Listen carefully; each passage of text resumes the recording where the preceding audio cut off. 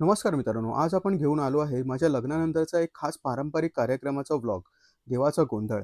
पण गोंधळ सुरू होण्यापूर्वी एक महत्त्वाची परंपरा असते, जोगवा मागणं. तर चला आधी पाहूया, जोगवा म्हणजे नक्की काय? जोगवा म्हणजे देवाला सांगणं, की आम्ही आता तुझा गोंधळ करतो आहे, तू कृपा कर आणि सर्व मंगल घडू दे.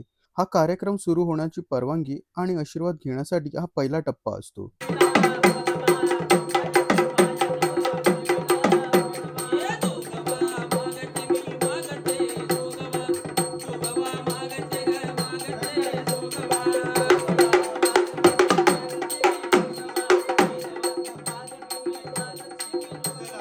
आम्ही आमच्या गावात दहागाव इथेच आमच्या कुलदेवतेच्या साक्षीने जोगवा मागायला गेलो.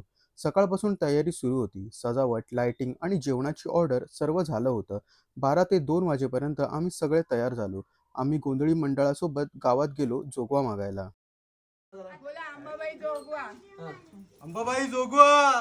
दोघांनी दोघांनी चल, एक दोघांनी दोन पण चालेल, बोला. दोघांनी. अंबाबाई जोगवा. जोगवा. हा.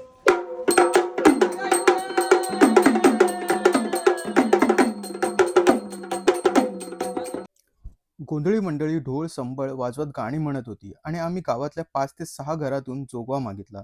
गावकऱ्यांनी तांदूळ, नारळ आणि ओटी भरून दिली. सगळीकडे भक्तिभावाचं वातावरण होतं. कोणी गाणी म्हणत होतं, तर कोणी ताल धरून नाचत होतं.